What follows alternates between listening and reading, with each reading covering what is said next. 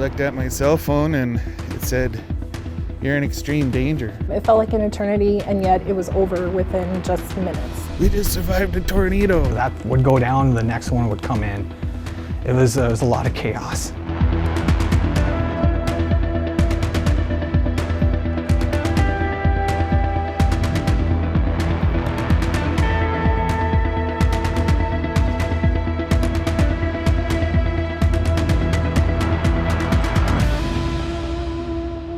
Welcome to the Summer of Tornadoes documentary, where we'll be looking back at North Dakota's record-setting 80 tornadoes in 2025. I'm meteorologist Jacob Morse in Enderlin, where the strongest tornado of the year in EF5 touched down just to the east of town. I'll be explaining how these tornadoes happened and share the stories of those impacted in this documentary. North Dakota's summer severe season typically features thunderstorms capable of producing large hail, damaging winds, and about 23 tornadoes per year, most of which are weak or don't impact towns in this rural state. But the summer of 2025 was different, with a very active jet stream and lots of spin in the atmosphere for multiple tornado outbreaks to occur.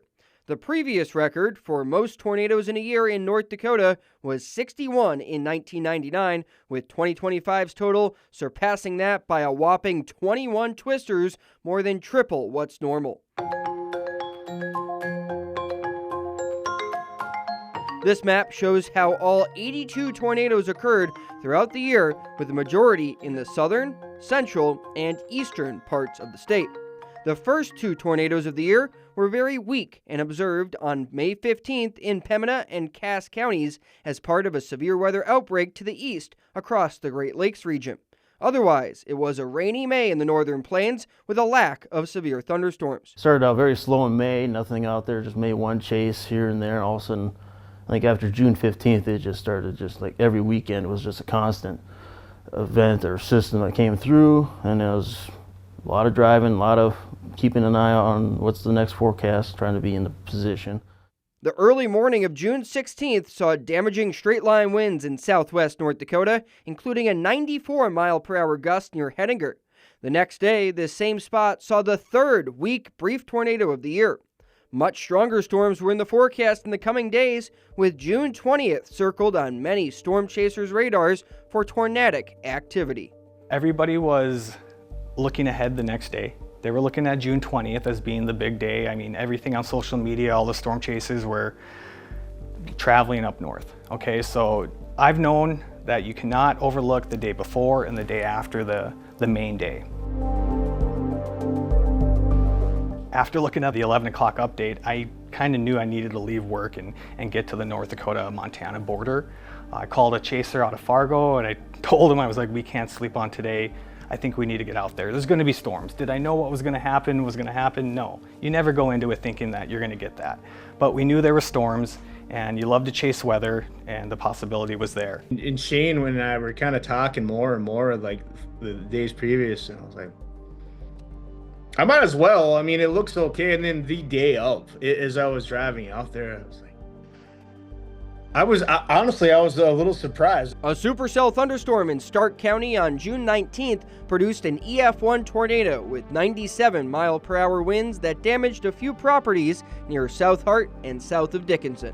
You know, that's where I grew up, so I knew the area like the back of my hand. So coming off of the Belfield Interstate exit there, I knew the storm had a chance just by looking at the structure and the rotation that was happening. I knew I needed to get south. Watching the first funnel spin up on the ground so fast was exhilarating. I did see a couple other cars, residential cars, kind of pull up beside me, and you kind of have to let them know, hey, you probably don't want to be here. I was directly south of it, so I figured I had a pretty good escape route to my south. I intercepted just when it was kind of coming just to the west of Dickinson a little bit. Gassed up, dropped south, parked at the airport, got a just spectacular cinematic, perfect view of this thing, and it was a textbook wall cloud in the whole 9 yards. Just to see its anatomy and having that sun-kissed backdrop and the perfect contrast. I'm right next to a tornado siren as I'm filming this. It was just everything I wanted it as a filmmaker to make a really good episode was there. It was interesting though, because a lot of folks think that, first you see the funnel cloud and then the debris. And this was not the case this time. This time, the ground swirl was evident far before the actual condensation funnels were. And that was really neat to see. You could see the multi-vortexes going on at the same time, which not a lot of condensation funnels until later. Then it became partially rain wrapped, but you could still see a very large cone funnel for a long time, which I even had some time to get some great aerial shots of that. There was another chaser that kind of met up with me where it provides a sense of security to have someone else there.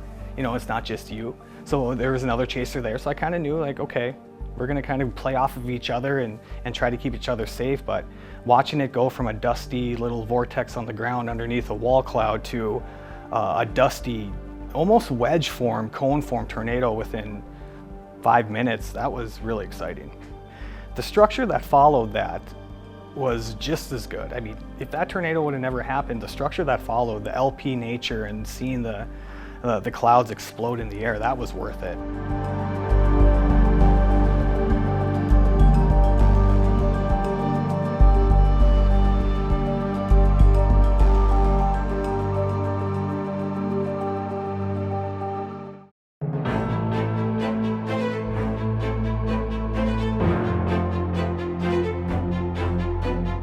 The most significant tornado outbreak of the year happened on June 20th, the summer solstice, with the threat well forecasted, even highlighting the potential for strong tornadoes. However, the probable development of a derecho was more focused on, with heat and humidity ready to fuel severe thunderstorms. That very sticky air, that air you can wear factor with highs in the 80s, dew points near 70, that is fuel for thunderstorms. That was really the first time all season that we saw the combination of really large instability and wind shear plus a weather disturbance moving through the area all come together. We saw really high dew point air move into the region on June 20th along a warm front. And that warm front was able to give just enough spark to develop some supercell thunderstorms in the Jamestown and Valley City areas in the late evening. Those storms kind of gradually moved off to the east and southeast and began producing prolific tornado production, really, through the late evening hours. Meanwhile, a stronger disturbance at the jet stream level was moving into southwest North Dakota at the same time. That formed a line of storms along and north of that same warm front where there was really strong instability, strong wind shear, turning of winds with height in the atmosphere that contributed to the development of that long-lived Boeing line of thunderstorms that became the derecho. Derechos usually only happen once every 4 years in parts of North Dakota, but can be as damaging as tornadoes, even though winds are from the downbursts of thunderstorms. The destructive power of the June 20th derecho was felt over a wide swath, while numerous small-scale tornadoes developed and were embedded within the line of storms.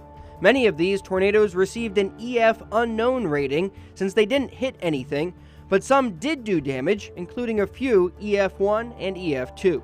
The first ones of those developed back in Morton County, and there were several others as that system moved across the state. That same strong low-level wind shear that produced the supercellular tornadoes in southeast North Dakota was also favorable for tornadoes within that line of storms. Those lines of storms don't always take advantage of that, but in this case, the combination of how well organized that line of storms, that derecho was, combined with the magnitudes of the instability and the wind shear, led to embedded, almost supercell type features within the line of storms that produced those tornadoes as it moved across the state. The strongest tornadoes of the day, including an EF5 east of Enderlin that passed over this spot, occurred ahead of the derecho. Individual supercells were able to use an undisturbed atmosphere with heat and humidity and an ample amount of spin in the atmosphere to produce strong tornadoes. The supercells that formed in the southeast part of the state formed in an environment that had just a little bit of what we call capping, that little bit of warm layer aloft that tended to keep them a little more isolated. What that did is it allowed them to use all of the energy in the atmosphere to their own sole benefit, unfortunately, and there was really extreme instability and extreme amounts of wind shear, both near the ground and all the way through the deeper parts of the atmosphere to levels that we don't typically see supercell thunderstorms develop in. A lot of times we'll get those environments, but that warm layer of capping aloft won't be able to be overcome. In this case, the warm front was just strong enough to give that lift, that little spark, to get those storms developing in that environment and then to have them result and go on to produce tornadoes in southeast North Dakota. And some renowned storm chasers are already setting up shop in North Dakota. We know what that means. It's going to be a very active day. Woke up in the morning, not getting much sleep because you're up, you're looking through footage, you're editing, you're getting things ready for news crews and getting things out on social media. So didn't get much sleep, went into work that morning, kind of thinking that I'm just going to play the same area again. You know, there's going to be a better chance of storms firing in southwest North Dakota versus the eastern part. Everybody thought the cap was going to be very, very strong and no storms would form. So in my head, I was like, well, let's play the western target again. We had good luck there. I know that area. Updates go by. You have other people talking in your ear. This wasn't an easy decision. I mean, like I was actually on the phone with Shane for the better part of the day, him and hawing about this. I'm like, God, what do I do? Some people are playing western parts, some people are playing the eastern part, so you just kind of sit and wait. It's kind of a hurry up and wait game. The eastern North Dakota target along the warm front, which just, I mean, you couldn't have more maxed out severe weather parameters than that. I mean, it was one of the most potent setups I'd ever chased. So I knew if something could go, it would be big. But we still had that uncertainty about if storms were going to even fire. A lot of the more trusted weather models weren't showing storms at all over there. So it was obviously very concerning considering, you know, some of us had driven quite a long ways. But we also knew that we would just absolutely be kicking ourselves if something happened and we missed it. I was like, God, that's one heck of a cap to break, you know? But if it breaks, boy, it's gonna be some serious stuff. Then the National Weather Service put out a balloon, and that kind of showed us that 700 temps were not that warm as expected. So I was like, well, yeah, okay, let's play the east part of the river and see what happens. I tossed a coin. Like, you know what? We're gonna do the high gamble thing. And I drove down to Steele and I posted up in town to kind of watch the models because it was like I didn't want to bail. I had a hunch. We sat in Steele for a few hours kind of contemplating life. You know, did we make the right decision? Nothing was forming. I was sitting in Steele and we were trying to figure out what our target area was. My buddy texted me and he was like, I'm thinking like Carrington or like maybe Harvey. And I was like, Harvey, are you kidding me? Like that's where my family's from. That's where the farm is. That's where grandma is. And I was like, yeah, we're doing Harvey, guys. So we all drove up to Harvey and grandma fed us watermelon and we just discussed the weather models and checked out our cameras and stuff. It was like a scene straight out of the movie Twister. You know, we're all at Aunt May's house, as it were, before the storm. It was a pretty cool experience. My target was southeast North Dakota, within about 50 miles north or south of I-94. And I wanted to get out west, out towards Jamestown that morning. And then we could see on radar a little blip by Gackle, North Dakota, and game was on there. We took off after that. We could see the updraft take off, and we can see the crispness of the clouds the way we did. We knew that there was some power behind that updraft. We watched the mesocyclone form, and then just to the north of that, there was the hail shaft, which from what I understand, just ravaged Jamestown with baseball hail and did a lot of damage. And it tracked like more east-northeast at that time. So we had the very rare opportunity to just troll along I-94 and pull over, get some film, go a little more, pull over. I honestly thought it was going to throw down right along the interstate there, and we could just see it. It was like right there. I was like, oh, this is it. No, not quite. It was so close, so close, so close. We were just outside of Spiritwood. I made a decision, let's just go north a little bit because I can see a collar cloud and it's moving. And the collar cloud is like, for people that don't know, it's like the collar cloud, the wall cloud, and then, you know, the tornado. If the collar cloud is whipping, that thing is imminent. It is about to throw, like right now. One of the things is when the wall cloud was initially starting to develop. I've seen a lot of tornadoes and a lot of storms over the years. And with that system, I just took a look at it and I said to myself, this thing's going to produce. There's so much spin in the atmosphere. The wall cloud was hugging the ground and just sucking up scud from the farm fields. That's a sign of we have a very strong inflow into this storm. We have a lot of strong lift. We have a lot of spin because that entire wall cloud was spinning like a top. And that was where I had to kind of settle myself down going, okay, this is going to happen. We're sitting there and we can see the wall cloud of what would become the Spiritwood tornado. We saw a little rope funnel come down. I just pulled over real quick and got out.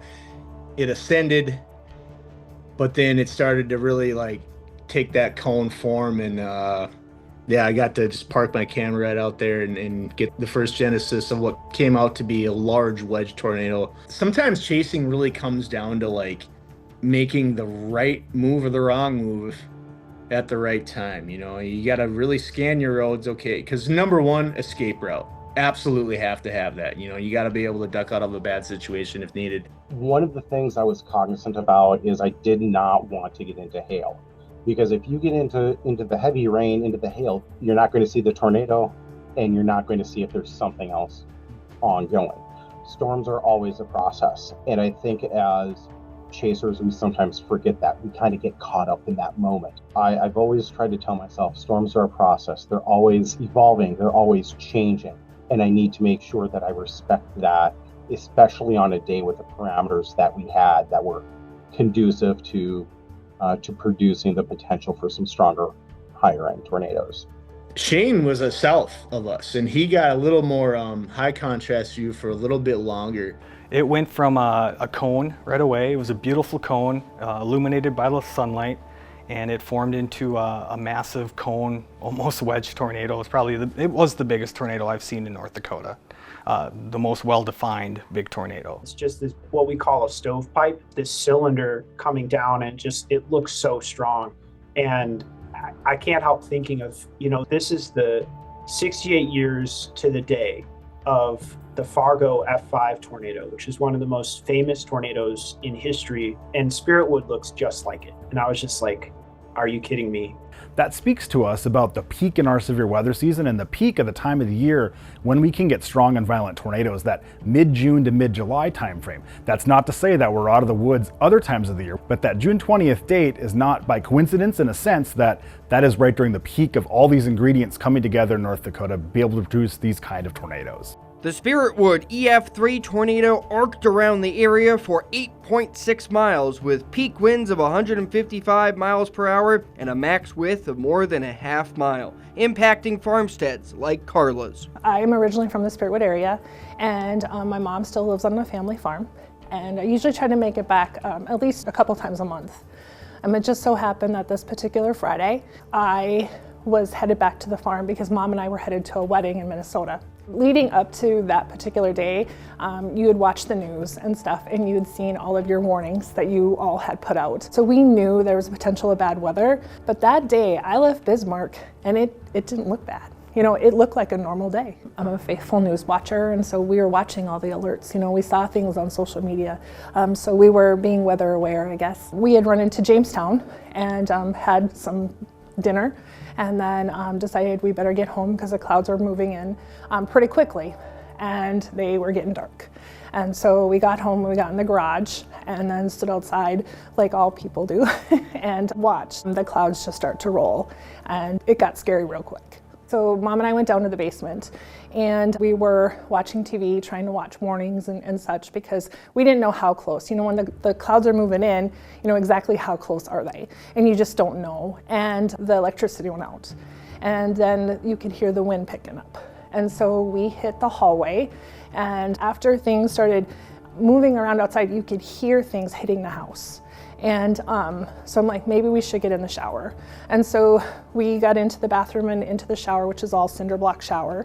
And we hid out in there, and it was scary because you didn't know, as you're standing there, what we were gonna walk up the stairs to find. We had no clue what was happening above us. And it was just the wind. it just growled, not like the freight train noise that you hear, but it did just growl, and the noise of things hitting the house was scary. It felt like an eternity, and yet it was over within just minutes. And that was probably what was scariest, is because, like I said, you're downstairs, you don't know what's going on, and you are anticipating the best, but you know that you know what's going on. And so when we went upstairs, then after things seemed to calm down, we looked down across the yard, and we had a pig barn that housed about 2,000 hogs at one time. We haven't been in that business for a long time, but it was mostly gone. The grain bin's gone. We had a dryer shed, it was gone. Our old feed shed was gone. And it was like there was debris, but where those buildings specifically sat, nothing. You couldn't even tell there was a building there. It was just a cement slab. It was kind of freaky, really, you know. Eerie, maybe is the better word. We were lucky that the house was still standing. We had the house left, we had a shop, and our Morton building was still standing. Otherwise, every other structure on our farm was gone. And we looked over, and our neighbor's house was completely gone. She was in the basement with her dogs. She was not hurt, so they were able to get her out of the basement. But to know that we could have lost absolutely everything, I mean, we lost a lot, but we could have lost a lot more. And so to have the house that I grew up in, and to be able to say that I'm safe, my mom and I are still here, really something that, you know, you look back on, and we're really fortunate. The next day we were out and we were cleaning up, and I found a chair laying just really close to where our dryer shed used to be. I sat the chair up on the cement slab, and I just sat there and looked around. It was sad. It wasn't the same place that I knew growing up, and I knew that things wouldn't be the same. And it just, again, one of those eerie feelings that you just, you know, you have to comprehend, like, it's something new now. But the cleanup process and finding little things all over, that was hard. They were finding pieces of some of our buildings over 2-3 miles away, so that was pretty scary. But you found just different things. Of all things, since I work with 4-H and Extension, I found a pen that said Burleigh County Extension. It was the oddest thing ever, but it made me smile. And there was things like some of my dad's toys growing up. We found some of those things. A lot of it couldn't be salvaged, but there were some things that we were able to find and keep back, so that was good. We had a nice big crew that came out and helped with tree removal and debris removal. The young man who actually rents our land, he came down with his hired men and helped clean up debris out of the fields, because of course they still have to farm. And so, you know, when you find big pieces of tin and wood and everything out in the field, they helped do a lot of cleanup. So it was a lot of community. We're thankful in North Dakota that we have that. We have great neighbors. And even the night of the tornado, there was people coming up our driveway just to make sure that we were okay. And that meant a lot. Our little stretch of the highway won't ever be the same, but yeah, it's just the force of nature and how things can change on a dime here in North Dakota, or anywhere really. Another Spiritwood family impacted was the Hovdas, who also took shelter in their basement bathroom, put the kids in the bathtub, and used their bodies to barricade the door. Very scary, hearing the windows blow open and everything crashing down, and we were all trying to hold the door shut. I was just waiting for us to all be sucked up. That was my only thought, was these are our last moments together. That's all I kept thinking. Even though everything in their home was lost, Crystal is thankful her husband and children survived. The following days, we said we could be planning a funeral right now, and we're not. Things can be replaced, people can't. So we're very, very blessed in that. Community support will help the Hovdas rebuild and move forward with a newfound respect for the power of tornadoes that Carla also shares. Don't mistake the wrath of what Mother Nature can do. And I think that's a big one that came out of this. After the storm, any other time that there was a, level 1 or level 2 that popped up, not gonna lie, a little PTSD. Things would be going on, and I'd be like, I need to get home, I need to get my car in the garage, and I need to get someplace safe. And it was probably just, just a small thunderstorm coming through. But that's where your mind goes, because you don't wanna live it again. And so you think the worst and you prepare for it just because you've been there. And I think that's probably what I don't take for granted anymore. So the weather definitely am paying attention all the time, just because, like I said, it can turn on a dime, and it's nothing to mess around with.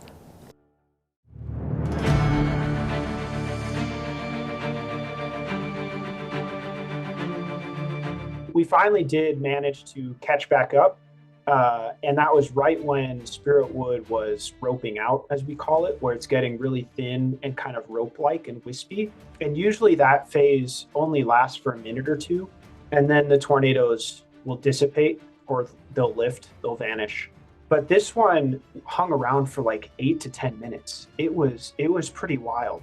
And it was moving like straight west, which is also pretty wild. With the way the storms were evolving that day, they were evolving very close to Interstate 94.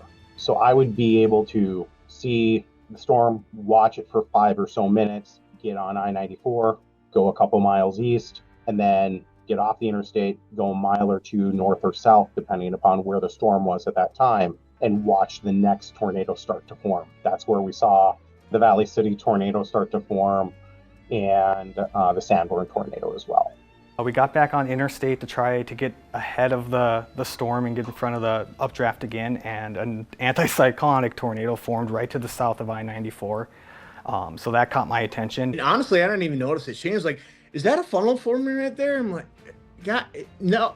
Yeah, that is. And, and that was the anticyclonic one that formed just to the south of that. I didn't even notice that at the time, honestly. I was just like, cool, tornado, let's go. And I started driving. We were somewhere up by Sanborn. It was actually spinning backwards. And those tornadoes, I've learned now through seeing a couple of them this year, are also just incredibly photogenic. And so I basically lost it. I ran out of words. You got to watch that touchdown and then rope out in its full splendor. Yeah, holy smokes. I didn't even notice that it was anticyclonic until someone made the comment about it. And after the fact, I noticed and really played back my video and slowed it down. Like, oh my gosh, that was a long one too. A monumental day in many regards. In my video on the event, I call it the dream chase because it really was just perfect from a storm chasing perspective. Being able to chase in North Dakota, a place that is like a second home to me, and I've always visited my whole life.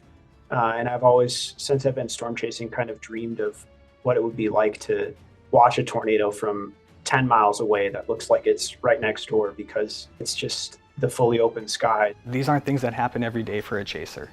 You may watch YouTube and these reality shows and it makes it look like you catch everything all the time, but you put a lot of work, a lot of time, a lot of effort, a lot of miles on the road, sleepless nights, to have 2 days back to back like that in North Dakota where I live, where I'm from. That was it. That was it for me. It sort of started to become really what we call high precipitation. So the place where the tornadoes were starting to fill in with a lot of rain. And it was becoming hard to see the tornadoes. We caught a few glimpses of the Valley City EF2, but not really much after that. After producing the Spiritwood, Sanborn, and Valley City tornadoes, the northern supercell merged with an even stronger southern storm that was in perfect position to continue producing tornadoes as some storm chasers watched on. I didn't leave till about 5 o'clock that day. I took my time getting off work and taking my time reading the models, making sure. Went down to just by Carrington and sat for a little bit. Now I noticed the tower starting to fire, so I'm like, okay, I just waited a little bit, and then I took off, got going. I seen that southern storm, so I decided to go after the southern storm. Jumped on that one and followed it. It turned into a really nice mothership. That's basically, it had really some decent structure on it. And then I noticed all the reports of the tornado up north. I'm like, well, I'm sticking to my guns. I'm going to stick with this southern storm. Followed right along with it. It did produce a tornado near Adrian, which was kind of, I seen all the dust and everything, but I couldn't really tell the rotation, if it was solid rotation or anything like that. But then it got going, then it lifted up, and then it just moved along for a while. It was just a big, very big bowl shape. Looked like a vase almost like that. The whole thing was just spinning. It's a little bit elevated off the ground. There's not a lot of precipitation at the time of the storm. There was a low precipitation supercell. But then as it moved along, it started to get lower to the ground. All of a sudden it starts pulling clouds, and it was getting dark at the time. And the lightning just started going off from there. And then I stayed fairly south of it. When I got to Lisbon, it was just lightning, just constant CGs and everything. And then went east, just watched it from a distance, and you could see the structure. You see the bell shape on the bottom and everything like that, and the lightning and everything. And I just kind of stayed back and just started seeing it transform into something else from what it was to transforming into the beast that would produce the Enderlin's tornado.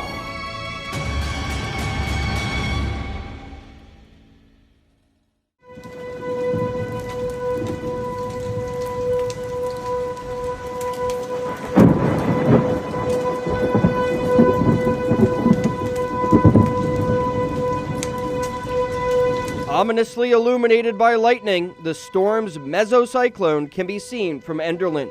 East of town, a deadly tornado descended from this massive rotating cloud.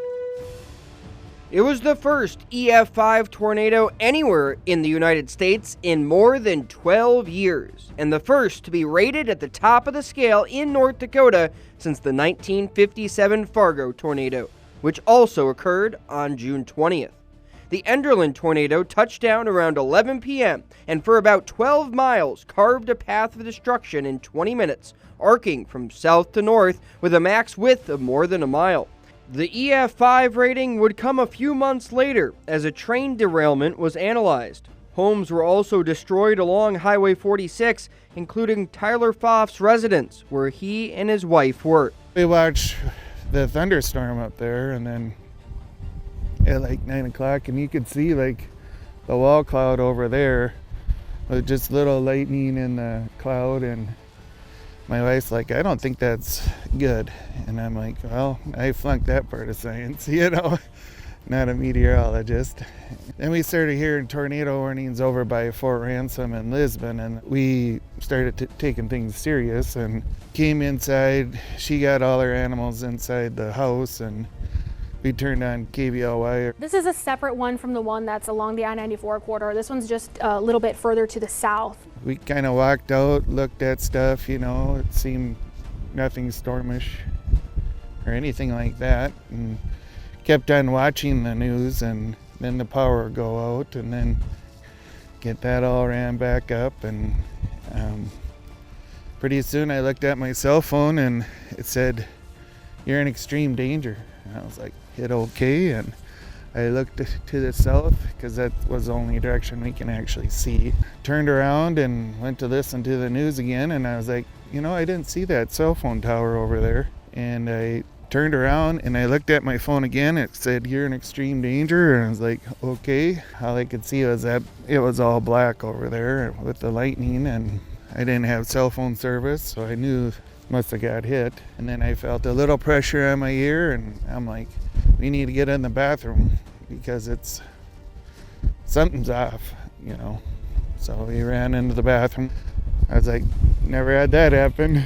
And then when we got in the bathroom, we could feel the pressure in our ears more. Stuff started hitting our house. All I could hear was just this whoosh, and I was like, it sounded like the roof. And then it was kind of over. I actually did say to my wife, so I was pretty sure it was a tornado. I was like, we just survived a tornado, you know, and because, you know, it was like, holy, you know, we're alive. And then walked out, and the roof was gone, and trees and everything were all messed up, and cars were gone. And my wife's Camaro flew up against that electric post. I had a Ranger there, flew a quarter mile away.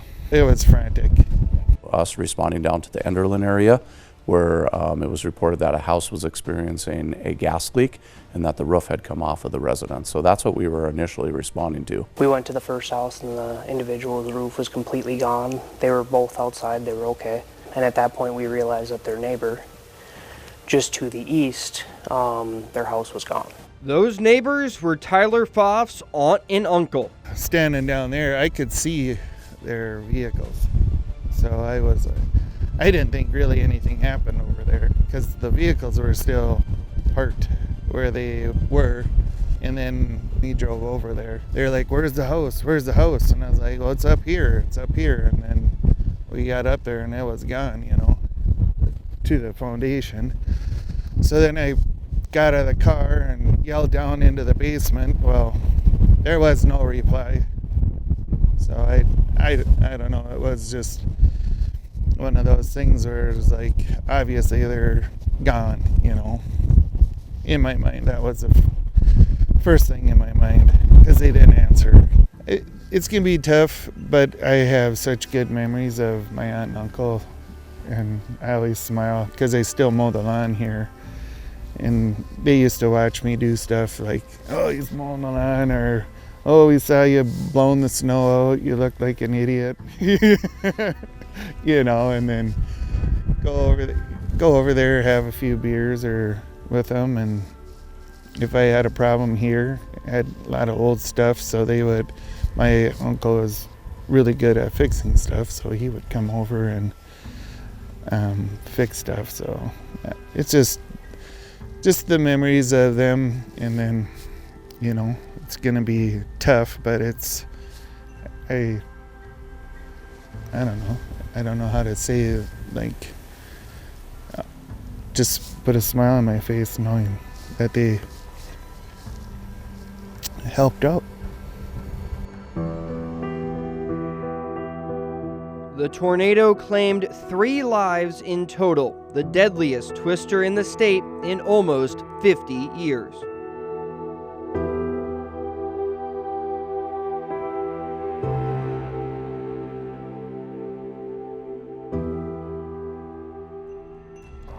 They had funerals for my aunt and uncle, and a lot of people showed up, and there was a lot of donations. The lady who passed away in Enderlin, Kathy is her name, and she is the mom of one of my classmates from high school. And so to know that damage can be so severe that people can lose their lives, it's just unbelievable to me how a storm can do so much damage. And you hear about it, you see it in the movies, but when you live it, it's a whole different story. Despite this tragedy so close by, as Tyler walks along the land where his house once stood and reminisces about the spot where he got married, he still plans to rebuild on this property.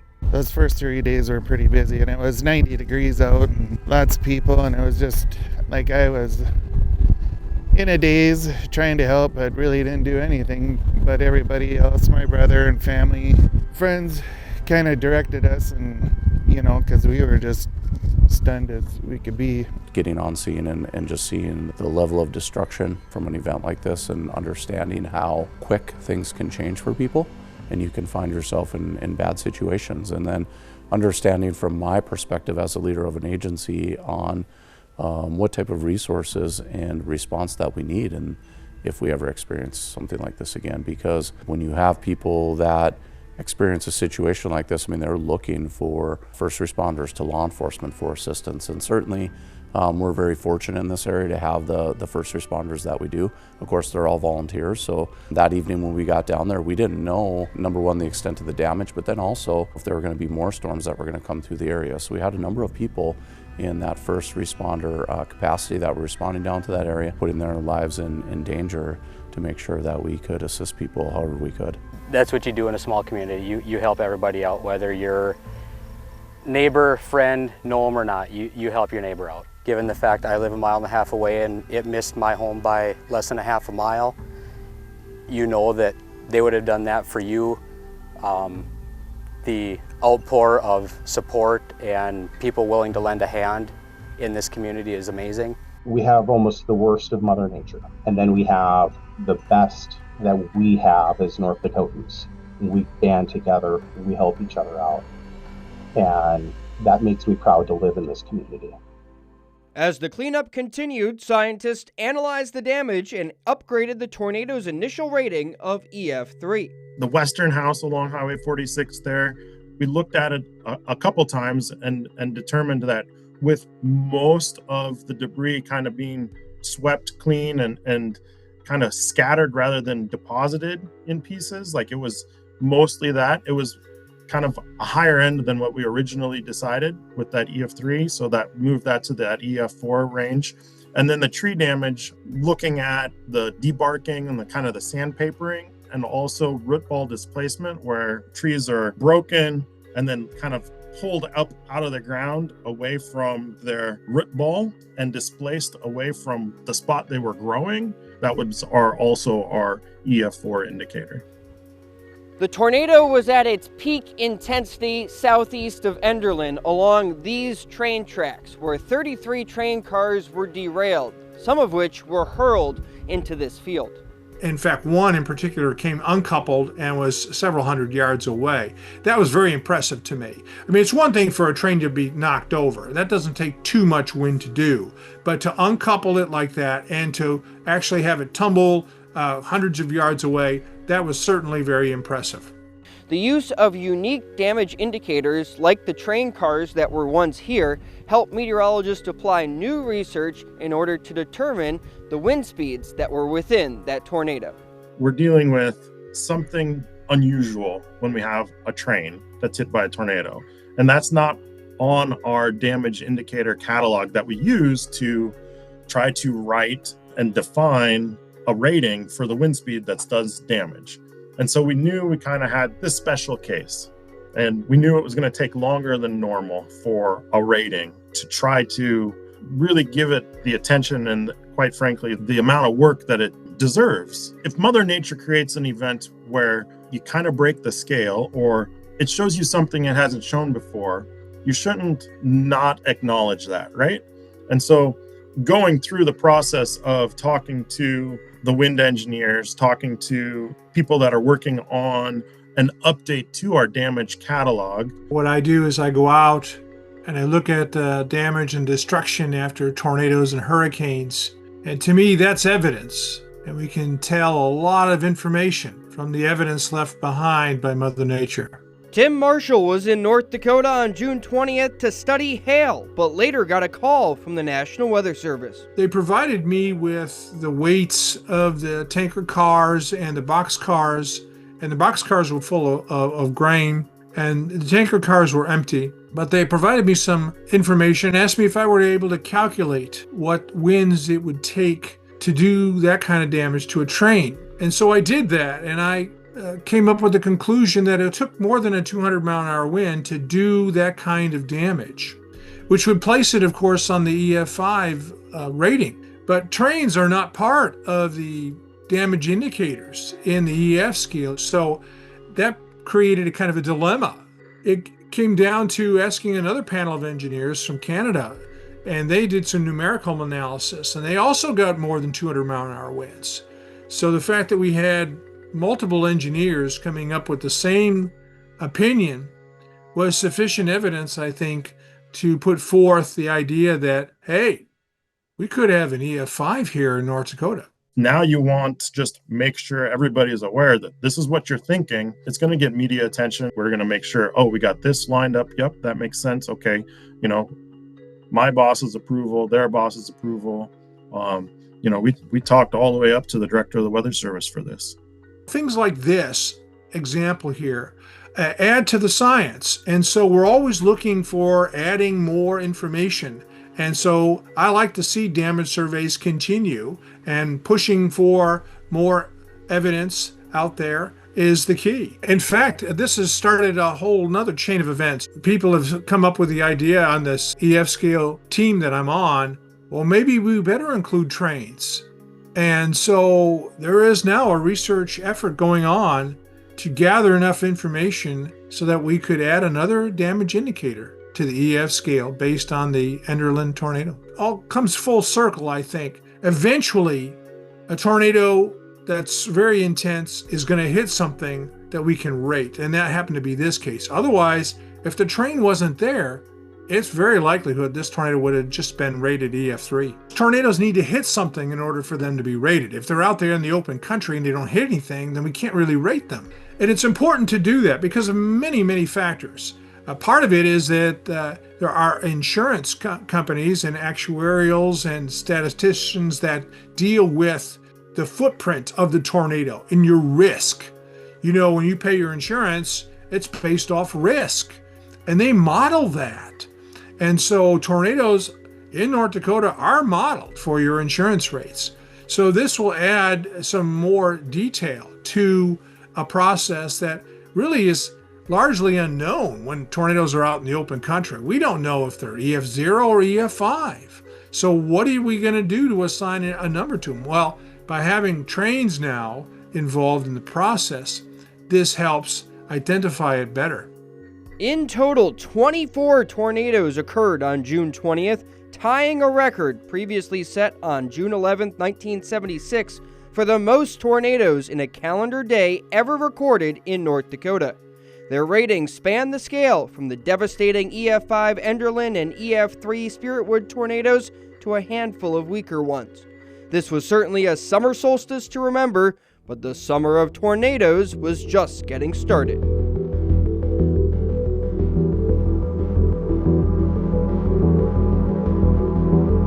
We were 1 week post the events of June 19th and 20th.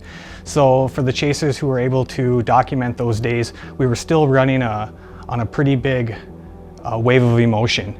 So come another chase event in North Dakota, we were pretty excited to get back out. They had given it 5% tornado probabilities. So that to a chaser is enough to get us out. See an influx of people at the Bismarck Man Dam when it's the last weekend of June for the McQuaid tournament.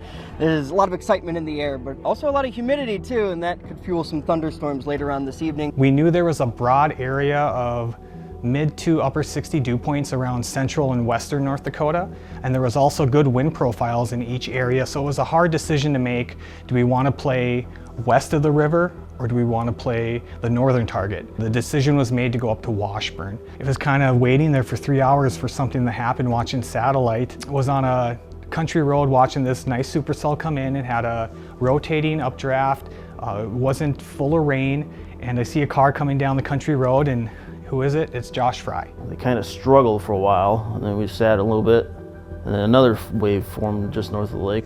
It was awesome to see him again. We were both on the same supercell, but we quickly realized this supercell was dying. We were getting reports of a cell by center that was tornadic, and it produced at least one tornado. So the decision was made quickly that we need to abandon the storm and get back south. Intercepted that storm as it crossed through Bismarck. It was rotating hard. I kept up with it until about Sterling. There were multiple attempts at tornado genesis from my point of view. I got to the Minokan exit, set up shop, and watched the supercell come in through Bismarck, drop the 2 tornadoes north of town.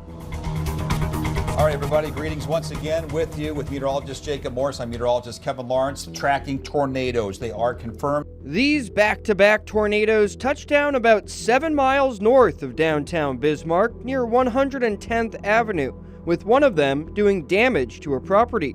This was the first time a tornado had come this close to the city limits in about 20 years. It was crazy, and to witness nature's power so directly was just fascinating to see. The way the clouds moved with the swirling, the electricity just constant within the sky, and then just to actually see a tornado move around and just witness how fast they move. I think that was the biggest thing for us, just how fast it was. One of the reasons those tornadoes were so visible from Bismarck is they formed on the south side of the supercell thunderstorm. And so that's a typical area where that really warm, unstable air reaches into the supercell. The whole storm is rotating, but the tornadoes very frequently form on the south side near the hook echo of those supercells. On June 27th, those supercells were just north of Bismarck, which meant that the hook echo region was just north of Bismarck, and the tornado that occurred in that particular region of the storm, highly visible from Bismarck. Now, the exact shape of the tornadoes is an area of more research probably needed, but the low-level parts of the wind shear, again, probably played some role in exactly the shape of those tornadoes. When we're issuing tornado warnings, that's a high stakes thing.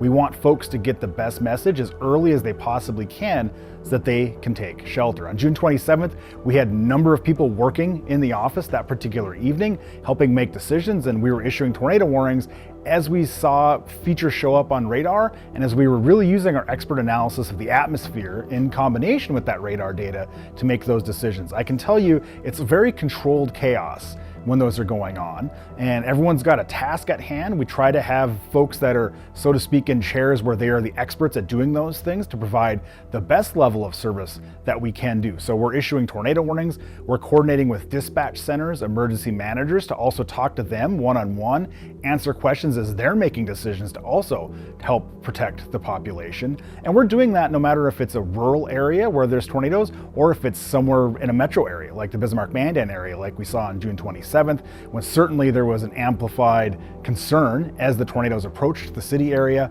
We're issuing tornado warnings and doing all the communication and messaging that we could to try and prepare people, in combination, of course, with all of the meteorologists from our region, including our broadcast meteorologist friends. After the North Bismarck tornadoes around 10:30 p.m., more rotation would lead to twisters into the night.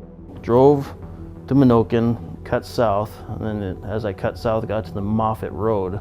That's when I noticed I could see it starting to develop a clear slot around the base of the storm. I was like, okay, I think it's starting to develop something there. Yep, and then all of a sudden it started lowering through the lightning. Because at 11 o'clock at night, the only way you're going to see a tornado is with flashes of lightning, and that one, you can see the dust on the ground and everything. So I'm like, okay, yep, she's a tornado. Ultimately, the storms were relatively isolated. Again, they were able to take advantage of the energy and the wind shear that was in the atmosphere, but on a relatively isolated basis. They weren't really competing for that energy in the atmosphere with other storms nearby, and that's because the frontal system wasn't stronger than it was. So instead of the storms forming into a line, which typically results in more of a wind threat, they were once again able to maintain a supercellular, more isolated nature. And on June 27th in particular, what happened is the low-level wind shear, that turning of wind with height near the ground layer, really increased in the late evening. And that was really well timed with the maintenance of these supercell thunderstorms into the late evening, near dark and after dark. And they took advantage of that increase in that wind shear. We actually saw the supercells persisting late enough into the evening that they sort of matched that increase in winds just a few thousand feet above the ground, that low-level jet, which contributed to stronger wind shear and led to the rotation and the tornado development with those supercells. So a lot of the tornadoes that occurred on June 27th, thankfully, did avoid creating damage, but there were multiples. Some of them were cyclical supercells, so producing multiple tornadoes. A lot of them were rated EF unknown, meaning that they didn't do any damage. And then there was one that was rated EF2 down near Tembic in Emmons County, which caused damage to structures and resulted in that more significant type tornado damage. The next day, 2 landspout tornadoes were captured in Foster County as the tornado tally continued to climb in the midsummer, with 5 weak ones in the northeast on July 7th. A month later, 13 additional EF0 and EF1 tornadoes touched down, including one that tracked through Grand Forks for the first time in at least 15 years. These quick tornadoes were embedded within several intense lines of thunderstorms that crossed the state late August 7th into the early morning of August 8th. A couple of weeks later, an EF1 tornado danced behind the Dakota Magic Casino in far southeast North Dakota on August 21st. Then a brief landspout tornado south of Beulah rounded out August on the 30th. But the tornado summer wasn't done yet, as September had a few more surprises. It's not uncommon to chase up here in September, but the historic day that followed, nobody was ready for that. I think there was a low-end chance of tornadoes in the south central part of the state, and it's September and it's towards the end of the season, so I'm like, I'm gonna go down there and see what happens. I just left mine at around noon. There was already a report of a tornado down by Mobridge. It was working its way north. It was a very tough decision. What side of the river do you play? Because there's very limited crossings. There's Mobridge, Bismarck, Washburn, right? And they were following the east side of the river. So I check marked that off. That was a good decision to stay east that day. West of Linton, near the Missouri River, an EF2 tornado destroyed a farm storage shed with estimated peak winds of 120 miles per hour just after 2 p.m. Soon it got wrapped in its own precept and expanded. We follow it north up Highway 1804, multiple brief funnels. It was hard to really differentiate, was it on the ground versus wasn't it because of the rain. I mean, if you weren't right up next to it, you couldn't see the actual ground contact. One of the things I'll take away from that day was how tropical it felt. I didn't encounter any hail that day. It was all tornadic and and some flooding issues that day, but I didn't have any hail, and I was down in the core of some of those storms. Weird when you can look, see the base of the storm and just barely look up and you can see the top of the storm. It was just, with those low top supercells that day, the shear was just crazy with what was going on. Next, near Hazelton Recreational Area, I had an encounter maybe 300 feet away with a funnel connected to the ground, throwing up debris. That thing quickly diminished. After that experience, we followed the supercell up 1804 towards Minokan, the Bismarck area, where there was 2 more tornadoes. Again, very hard to see. I had my eyes set on one developing tornado, and then coming into the screen is one that's on the ground, you know, maybe a couple minutes, but then it dissipates. It's like, so you have to have your head on a swivel, and that's what I remember about that day as well. This wasn't a particularly hot day. Temperatures were mostly in the 60s, but there was a strong area of low pressure, small, compact, with a warm front extending east of that front and really high dew point air. There was a lot of reasons for spin in that kind of atmosphere, and those storms developed and moved northward with that area of low pressure and became prolific tornado producers. The tornado movement was unusual by North Dakota standards. Some 70 or 80% of our tornado warnings actually do have a movement that's either to the east or northeast. In this particular day, it was almost due north or slightly northwest at times. One area would just start to really tighten and swirl, but then there would be another area right behind it that was waiting its turn. You know, that would go down, the next one would come in. It was a lot of chaos. Went to Driscoll. There was a storm starting to form just south of Driscoll, and then it started working its way north. I just sat there, let it come over me, and all of a sudden, here comes roaring over the shelter belt. It goes right over where the spot where I was. I'm like, okay, well, that's a great way to start the day. So I followed behind that one, and it faded away about 2 minutes later. Stayed behind the cell, and then it put another one down by Arena. And that one was a big tornado right there for a while. Then it lifted again, kept working its way north towards Denhoff, lowered another one down, went across a pond. Then it kept going all the way up, and all of a sudden it lowered down, and that's when it became the big wedge that went just south of Denhoff and went through that farmstead right there. That's always a thing as a storm chaser you don't want to see. You never really want to ever see a tornado hit a house or hit anything. You just be out in the middle of the country, just going along, doing its thing, not hitting a house or anything like that. That's pretty much always one thing I always worry about when I'm out and about, is seeing someone's place getting hit, because I seen that on September 14th. I seen that one house, farmhouse, the roof fly up in the air. That tornado was rated EF2 with another EF1 tornado near Mercer. But really, there were a few brief tornadoes that you had to be really close to them to see an actual ground circulation, because if they weren't hitting anything, it's hard to know. We did have the benefit of a lot of storm spotters and storm chasers in the area that were viewing the tornadoes, seeing them in real time, relaying that information to us in real time. We were able to use that information to corroborate what we were seeing on the radar and what we were seeing in the atmospheric setup to help with our tornado warnings. And in the days after, our experts dig through and sift through all that data and are able to use all the reports that we receive to make sure that the storm database, the long-term historical record, has all of those key features and all those reports as accurately in it as possible.